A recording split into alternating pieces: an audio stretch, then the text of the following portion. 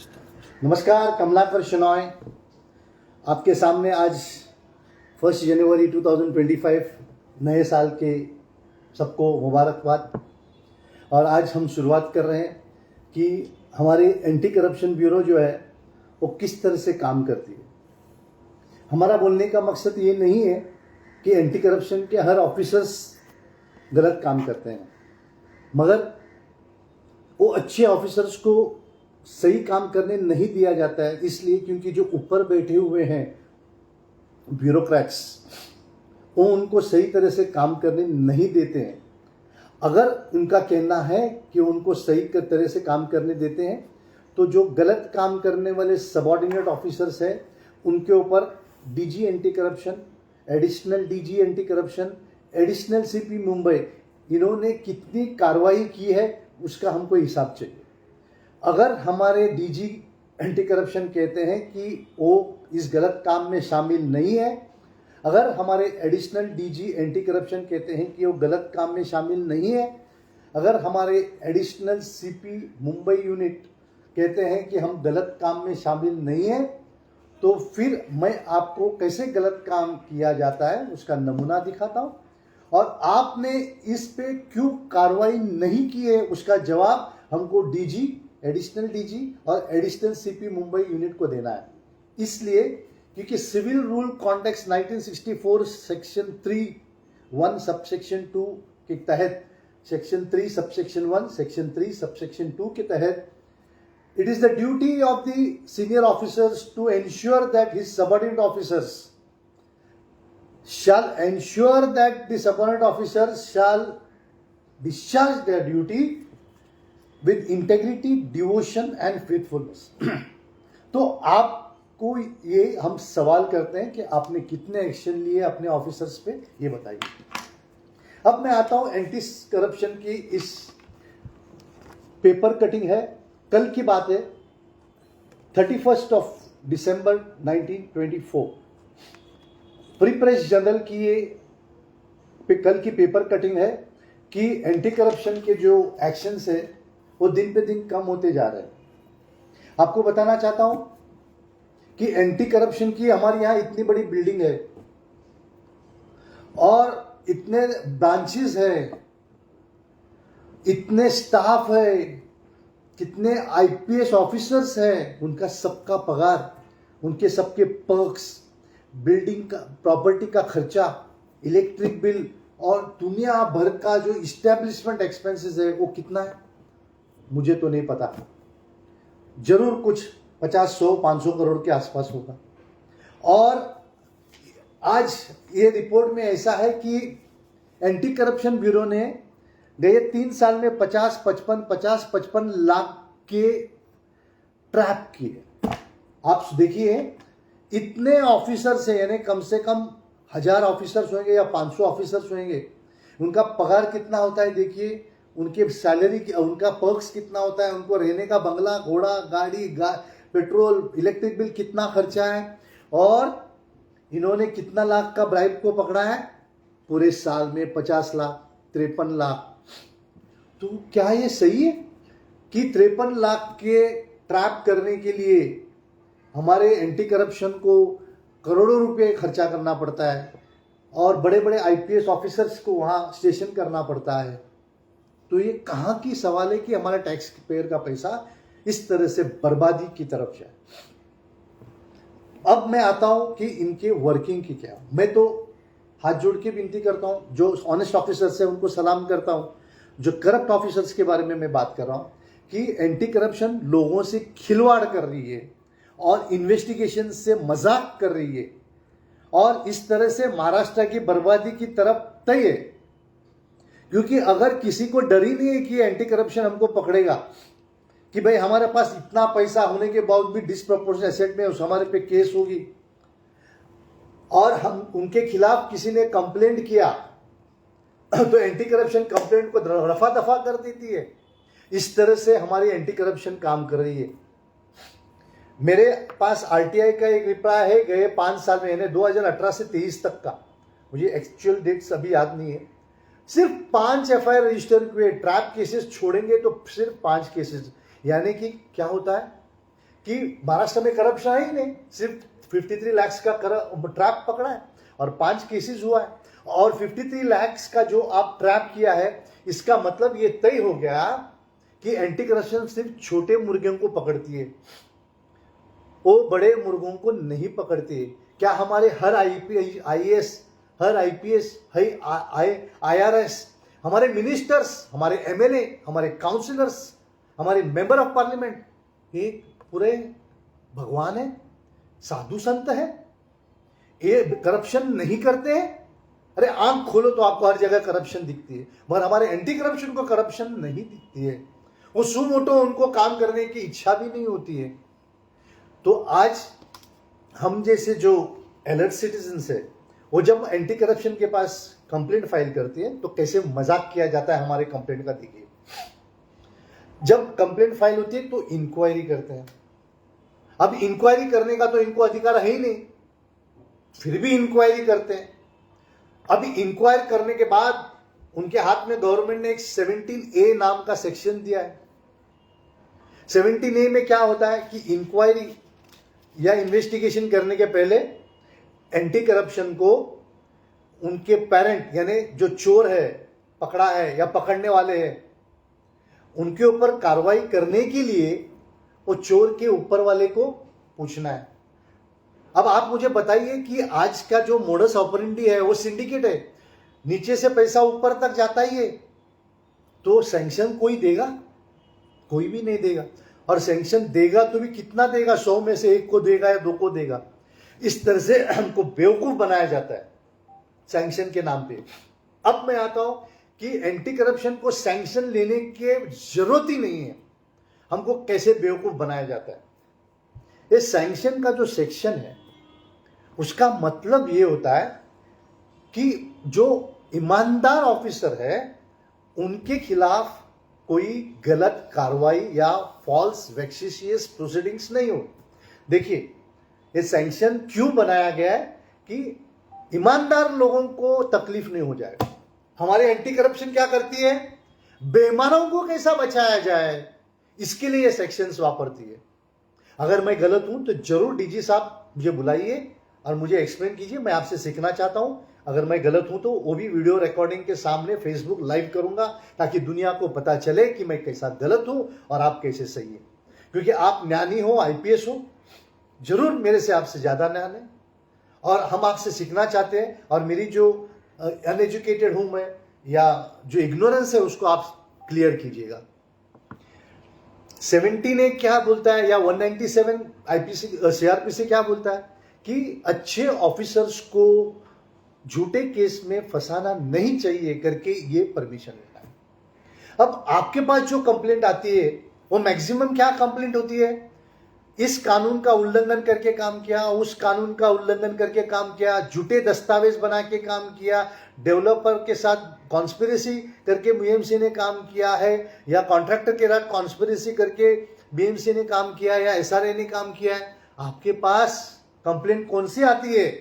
आपके पास कंप्लेंट जो आती है वो कानून की उल्लंघन की है, कानून का दिशाभूल किया है, कानून को डिसोबे किया है, झूठे दस्तावेज बनाए हुए, ऐसे कंप्लेंट्स में वो डिस्चार्ज ऑफ ड्यूटी नहीं होता है। 17A में क्या बोला है, या 197 में क्या बोला है कि any act committed while discharging of official duty.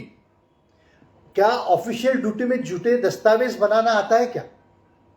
क्या डिस्चार्ज ऑफ ऑफिशियल ड्यूटी में disobedience of directions of law आता है? क्या ऑफिशियल ड्यूटी में एंटी करप्शन के जो ऑफिसर्स है वो झूठे रिपोर्ट फाइल करते हैं, वो आता है? क्या एंटी करप्शन के ब्यूरो गलत तरीके से इंक्वायरी करते हैं, वो आता है? तो फिर आपको 17A सैंक्शन कौन से आधार पे ले रहे हैं, ये आपको हमको लिखित देना है। क्या आप 17A का जब परमिशन लेते हो, आपकी नोटिंग है कि आप किस कॉन्फिडेंस पे या कौन से डॉक्यूमेंट्स पे रिलाई करके ये तय किया है कि ये जो चोरी की है या ये जो झूठे डॉक्यूमेंट्स बनाए हैं वो डिस्चार्ज ऑफ ऑफिशियल ड्यूटी में आता है? उसका कोई रिकॉर्डिंग है आपके पास? उसकी कोई नोटिंग है आपके पास? क्यों नहीं है? आप अंधे की तरह मैं अंधा बोलने का मतलब कानून की तरफ अनदेखी करके आप डायरेक्ट 79 में भेज देते हो। किसको भेजते हो? जो चोरी किया है और जिसका सामान ऊपर वाले को मोस्टली मिलता है, सबको मैं बात नहीं कर रहा हूं, उसमें से कुछ अच्छे हैं, आप उनसे परमिशन मांग रहे हो। कानून क्या बोलता है? 3 महीने के अंदर नहीं आया तो आपको आगे बढ़ना है। अब तो 4 महीना हो गया, तो आप कितने बड़े? अगर उसने नहीं दिया तो आप जिंदगी भर उसकी क्या परमिशन मांगते रहोगे?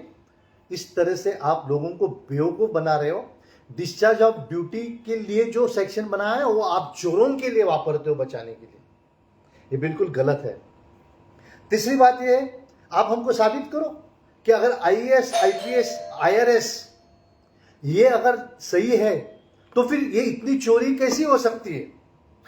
उसके हाथ के नीचे सबऑर्डिनेट ऑफिसर पे आईएएस, आईपीएस, आईआरएस ने कितने एफआईआर किए या कितने को डिसमिस किया या कितने पे डिसिप्लिनरी एक्शंस लिए, आप बताइए तो सही। तो इस तरह से आप लोग, यानी कि ये आईएएस, ये आईपीएस, ये आमदार, ये खासदार, ये कॉर्पोरेटर, ये जो चोर लोगों को बचाने के लिए कोशिश कर रहे हैं। मैं फिर भी वापस कहता हूं कि सब IAS, IPS, IRS, MP, MLA, councillor चोर नहीं है। उनमें से कुछ पावरफुल है, वो ये करते हैं। तो जो ऑनेस्ट आईएएस, आईपीएस है, आमदार, खासदार, कॉर्पोरेटर, उनको मैं सलाम करता हूं। अब ये रजिस्टर क्यों नहीं करते? दूसरा मैं आपको सेक्शन दिखाता हूं, सीआरपीसी 156 सबसेक्शन 2। उसमें क्या कहते हैं कि कोई भी ऑफिसर एंटी करप्शन का भी जो पुलिस ऑफिसर है वो पुलिस ऑफिसर होता है और उसको सेक्शन 156 सबसेक्शन 2 लगता ही है।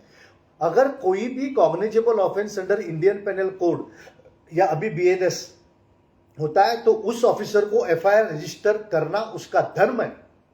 नहीं तो उस ऑफिसर पे 166A की तरफ उसके ऊपर एफआईआर रजिस्टर होकर उसको 6 महीने से 2 साल की सजा हो सकती है। कितने लोगों पे आपने की है? डीजी एंटी करप्शन जी, एडिशनल डीजी एंटी करप्शन जी, एडिशनल सीपी एंटी करप्शन जी, कितने लोगों पे किए हैं आपने? और आपको ये हमको दिखाना है। मैं आपके ऑफिस में आऊंगा और आपके हर फाइल्स का इंस्पेक्शन मांगूंगा कि आपने कितने नोटिंग पे बताया कि आप उनको वो डिस्चार्ज ऑफ ड्यूटी में आता है करके किया है। अब मेरे आरटीआई को आप जवाब भी नहीं देते। अभी मैंने अपील फाइल किया, जवाब नहीं देते आप लोगों को बेवकूफ बनाते हो और उनमें से मैं भी एक हूं जिसको आप बेवकूफ बनाने की कोशिश कर रहे हो। इसलिए मैं हाथ जोड़ के आपके बताता हूं कि आपके हाथ के नीचे जो ऑफिसर्स है वो कैसे काम करते हैं। तीसरी बात यह है कि 156(2) क्या बोलता है कि आईपीसी में अगर गुना निष्पन्न होता है तो एफआईआर रजिस्टर करना चाहिए। एंटी करप्शन बोल सकते हैं कि भाई हम इसमें नहीं करेंगे, हम ईओडब्ल्यू को भेज देंगे, हम लोकल पुलिस स्टेशन को। मगर करो, आप तो आईपीसी में गुना निष्पन्न होने के बावजूद 17A को भेजते हो। कानून बताइए, विदाउट रजिस्ट्रेशन ऑफ एफआईआर आप कैसे तय करोगे कि ये डिस्चार्ज ऑफ ड्यूटी? जब आप आईपीसी में एफआईआर रजिस्टर करोगे, उसमें इन्वेस्टिगेशन करोगे, उस इन्वेस्टिगेशन के दौरान आपको पता चलेगा कि उस पब्लिक सर्वेंट ने सही में गलत काम किया है या सही काम किया है। उसने 100 में से 90% अगर कानून का किया है, कंप्लायंस किया है, तो गुड फेथ में होगा। उसने अगर 90% कंप्लायंस नहीं किया है तो गुड फेथ कैसा होगा? तो डिस्चार्ज ऑफ ड्यूटी कैसा होगा? मगर आप ये कुछ नहीं करते। आप अंधे के जैसे पूरा वो भेज देते हैं किसी को, और बीएमसी एसआरए मारा तो आपको पूछती ही नहीं है, और ना आप उसको रिमाइंडर्स भेजते हैं, ना 3 महीने के बाद उसने नहीं दिया तो उसके आगे की कार्रवाई करते हैं। इस तरह से आप देश को बर्बादी की तरफ लेके जा रहा हो। और एक अलर्ट सिटीजन होने के वजह से article 51A of the constitution के हिसाब से it is my duty to expose the illegal acts of the senior officers like DG, like anti corruption additional DG and additional CP. It is my duty. और इस माध्यम से मैं आपको हाथ जोड़ के विनती करता हूं कि आप अपने डिस्चार्ज ऑफ ड्यूटी में फेल हो चुके हो, और अगर आपने गलती से की तो भूल जाओ, अब तो करो। ये आपको हमारी विनती है। आपके पास 11,000 से 12,000 कंप्लेंट आती है, उसका क्या होता है? आपने मेरे पास आरटीआई में दिया है कि लगभग 500-600 कंप्लेंट किसी को फॉरवर्ड किए, किसी पे इंक्वायरी किए, किसी पे कुछ किया है। बाकी 10,500 कंप्लेंट कहां गए आपको पता नहीं है। तो ये क्या होता है? This is destroying of evidence, this is destroying of complaints. तो आप हर एविडेंस को खत्म कर रहे हो। Being an institution whose mandatory duty is to save the nation from corruption, आप सही में ऐसे काम करते हो क्या? 10,500 कंप्लेंट गए कहां? और आपने जो एसआरए म्हाडा को पास भेजा है, उन्होंने कितने का जवाब दिया है? आप तो उनके जवाब आते ही नहीं है, और जिसका गलती से जवाब आता है उसकी तरफ देखते भी नहीं है। ये आपकी ड्यूटी है कि उसका जवाब जो है वो सही है क्या गलत है। अगर गलत है तो आप उसको ठुकरा सकते हैं, और आप नहीं देखते हैं क्योंकि आपको क्या फायदा है वो मुझे नहीं पता, मगर जरूर ये देश का नुकसान हो रहा है ये मुझे पता है। इसलिए जब भी आपका 3 महीना है, अभी 4 महीना हो गया, तो आपका फर्ज है कि एफआईआर रजिस्टर किया जाए। और अगर उन्होंने गलत दिया, बीएमसी तो टोटल गलत ही काम करती है, एसआरए टोटल गलत ही करती है, म्हाडा तो टोटल ही गलत है। मैंने तो आपको तो पता है, मैंने आपके कई डीजी को प्रोसिक्यूशन भी किया उसमें कि एफआईआर नहीं रजिस्टर किया करके। आप इस तरह से काम करोगे, ये देश कैसा बचेगा? आप सोचिए, आप अपने बच्चे के लिए कौन सा भारतवर्ष छोड़ रहे हो? क्या आप अपने बीवी बच्चे के सामने आंख में आंखें रख के बता सकते हो कि आप सही हिसाब से देश को बचा रहे हो?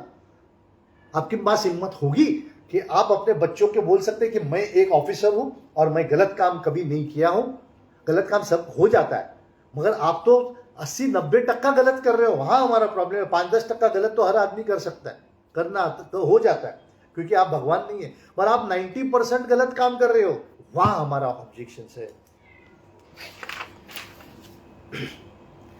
फिर आपको बताना चाहता हूं कि regulation 9 of delay discharge of duty subsection 2 में आपके ऑफिस के बाहर बोर्ड होना चाहिए।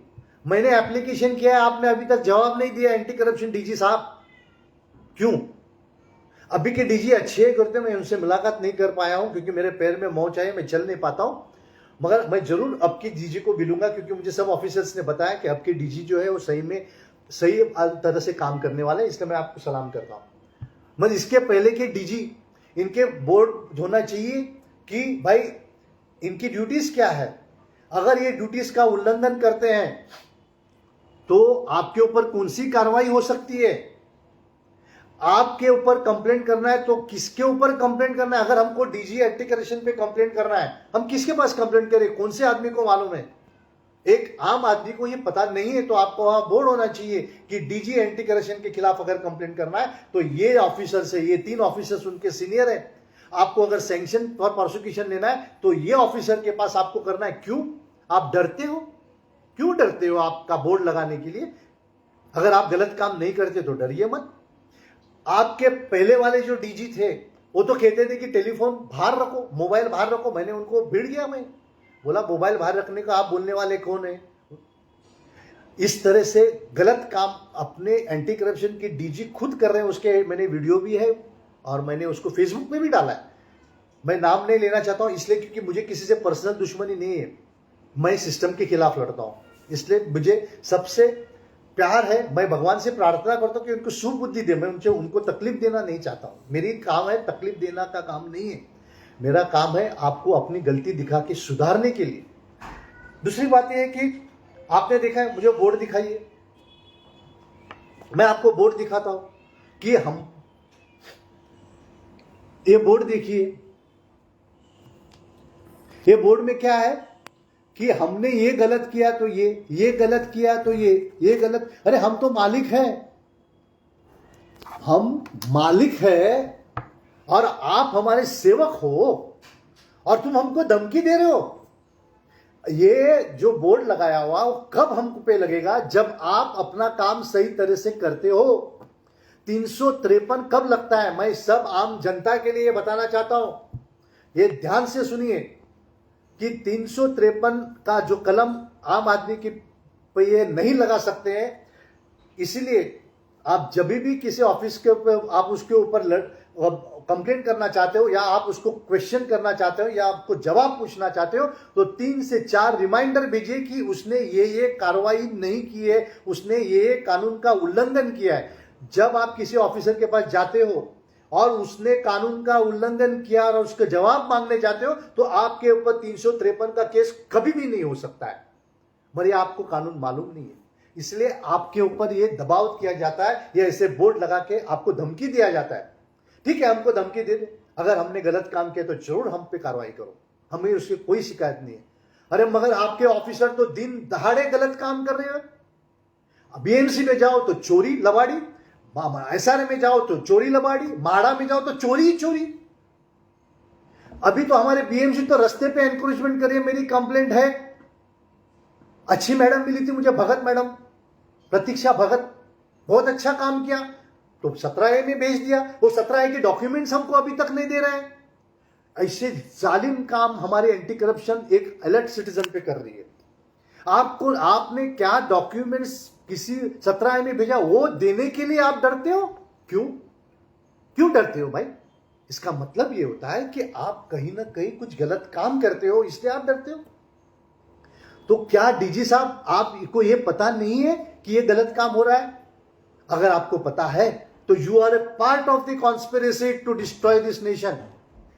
एंड कितने हाई कोर्ट और सुप्रीम कोर्ट के जजमेंट है कि पाकिस्तान और चाइना यानी क्रॉस बॉर्डर टेररिस्ट से भी अगर कोई खतरनाक है तो हमारे पब्लिक सर्वेंट जो करप्ट है वो ये देश का सही नुकसान करते हैं। ये देश के सही दुश्मन है और ये देश के सही गद्दार है। तो आप पे कार्रवाई होनी चाहिए कि नहीं? तो आपके यहां बोर्ड लगना चाहिए कि हमने एफआईआर रजिस्टर नहीं किया तो 166 में करो, आपने हमको रजिस्टर नहीं दिया तो 166 में करो। आपकी ड्यूटीज क्या है? अगर कंप्लेनेंट आता है तो आपको सब डॉक्यूमेंट्स दिखाना है। डीजी के सर्कुलर है, आपको डीओपीटी का सर्कुलर दिया है, मगर आपके तो ऑफिसर अभी कई हफ्ते में ऑफिसर को पेपर दिखाने के बावजूद, मैं अभी नाम नहीं लेता हूं, इसलिए नाम नहीं लेता हूं कि मुझे पर्सनल दुश्मनी नहीं है, इतना गंदा काम एंटी करप्शन के ऑफिस में हो रहा है और डीजी साहब आप चुप बैठे हो।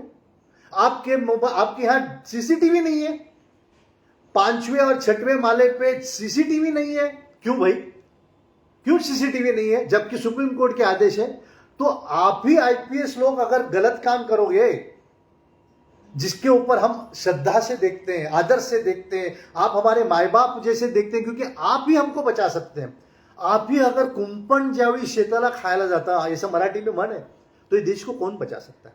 तो जरूर ये 5वें और 6वें माले पे सीसीटीवी लगाइए, जरूर हर ऑफिसर के बाहर उसके खिलाफ कंप्लेंट किसके पास कर सकते हैं उसके बोर्ड लगाइए, और डीजी एंटी करप्शन के बाहर बोर्ड लगाए कि डीजी के ऊपर अगर कंप्लेंट करना है तो कौन से 3 ऑफिसर से जिसके पास हम कंप्लेंट कर सकते हैं, और कौन से ऑफिस में हम सैंक्शन टू प्रोसिक्यूशन का एप्लीकेशन कर सकते हैं। आप क्यों डरते हो अगर आपने गलत काम नहीं किया तो? ये सब डरने का सवाल है। आप ये इंफॉर्मेशन जो हमको देना चाहिए कानून से वो नहीं देते हो, इसलिए क्योंकि आप डरते हो कि आप लोग को मालूम है कि आप गलत काम करते हो। मुझे आपसे कोई दुश्मनी नहीं, मैं फिर से दोहराता हूं, मैं आपको ये वीडियो के जरिए आपके गलत काम क्या है दिखा के इस देश को बचाना चाहता हूं। तो मैं उम्मीद करता हूं कि जैसे हम मालिक को धमकी देने का काम आप सेवक करते हो ऐसे बोर्ड्स लगा के, उसी तरह से हम मालिकों को आपको धमकी देना चाहिए कि आप काम नहीं करोगे तो ये सेक्शन से आप जाएगा। ये हमारा भी हक है। ये आप हमको धमकी देके हमसे चुप नहीं कर सकते हैं। हम जन जागृति कर रहे हैं और इस जन जागृति से हम जरूर हम आपके खिलाफ आवाज उठाएंगे, और आप में से जो ऑनेस्ट ऑफिसर है उसके पीछे हम डट के खड़े रहेंगे। आप में भी काफी अच्छे ऑफिसर्स हैं, मैं जिसके साथ मैं काम करता हूं और मैं डट के उनके पीछे रहा हूं, मैं नाम नहीं लेता हूं। जैसे हम अच्छे ऑफिसर्स को बचाने की कोशिश करते हैं ना, वैसे हम डिसऑनेस्ट ऑफिसर्स के पीछे हाथ धोके लगेंगे। इतना भी ध्यान रखिए और पूरी जन जागृति करेंगे कि पुलिस के खिलाफ अगर वो एफआईआर रजिस्टर नहीं करते हैं तो क्या होना चाहिए, उनको फॉर्मेट दे देंगे, उनको नेक्स्ट फॉर्मेट ऑफ प्रोसिक्यूशन का दे देंगे, format of notice to prosecute दे देंगे, और यहां तक कि हम वकील भी दे देंगे जो सस्ते में काम करेगा। मगर इस देश को बचाने के लिए हम करप्ट ऑफिसर्स के खिलाफ जरूर आवाज उठाएंगे, और ये देश के बचाने के लिए हमको चाइना के बॉर्डर पे जाने की जरूरत नहीं है, हमको पाकिस्तान के बॉर्डर पे जाने की जरूरत नहीं। हमको ये जो करप्ट ऑफिसर्स है उनके खिलाफ ये पेन वापर के, उनके खिलाफ सैंक्शन टू प्रोसिक्यूशन वापर के, उनके खिलाफ आईपीसी के अंदर दावा करके उनको जेल में डालने का हम कोशिश करेंगे। हमारी ये कोशिश आपको तकलीफ देने के लिए नहीं है, मगर आप में जैसा हमको आप कानून का डर डालते हो, आपको भी कानून का डर होना चाहिए कि आप कानून के ऊपर नहीं हो। आपके दिमाग में कहीं ऐसा बैठ चुका है कि आपको कानून नहीं लगता है, आपको कानून लगता है और कानून का डर आपको होना चाहिए जैसे हमको है, और कानून के डर से आप कानूनी काम करोगे तो देश को कोई भी नहीं रोक सकता है, देश पूरी तरह से आबाद हो जाएगी।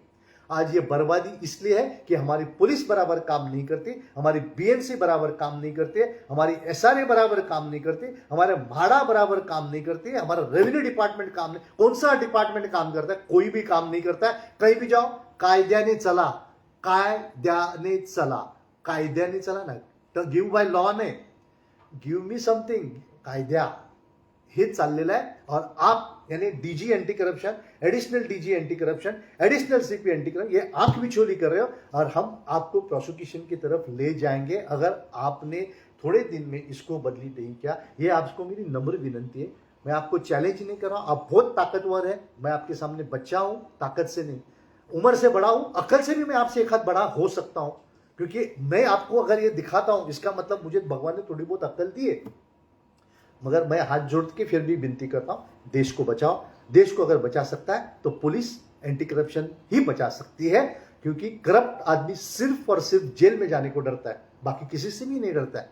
आपका फर्ज है, आपका फर्ज है, आप वापस सिविल कॉन्डक्ट रूल 1964 पढ़िए तो आपको पता चलेगा कि आपके हर ऑफिसर उसके हर इंग्रेडिएंट्स का उल्लंघन कर रहे हैं, डिसऑनेस्ट है, इंटेग्रिटी नहीं है, आर्टिकल अपना कॉन्स्टिट्यूशन का उल्लंघन करते हैं, कानून का उल्लंघन करते हैं। नहीं, इस देश को नहीं बचेगा। और इस माध्यम से मैं हमारे चीफ मिनिस्टर देवेंद्र फडणवीस जी, प्राइम मिनिस्टर नरेंद्र जी, देखिए आपके हाथ के नीचे कैसे काम करते हैं। आप तो पूरे दिन मेहनत करते हो, मुझे तो पता है देवेंद्र जी कि आप लोग बोलते हैं आप 2-2, 3-3 बजे तक लोगों को मिलते हो, मगर आपके हाथ के नीचे वाले ऐसे गद्दार निकलेंगे तो आपकी मेहनत कहाँ जाएगी? आपकी मेहनत मिलेगी नहीं। नरेंद्र और देवेंद्र आप कितने भी काम करो, आपके नीचे वाले को आप अगर नहीं सुधारोगे तो ये देश की बर्बादी तय है, आपकी हर मेहनत पानी में जाएगी। मैं एज ए अलर्ट सिटीजन आपका आंख और कान हूं, और आपको जो सही चीज है आपको दिखाने का ही मेरा फर्ज है, और ये फर्ज मैं इस माध्यम से निभा रहा हूं। जय हिंद।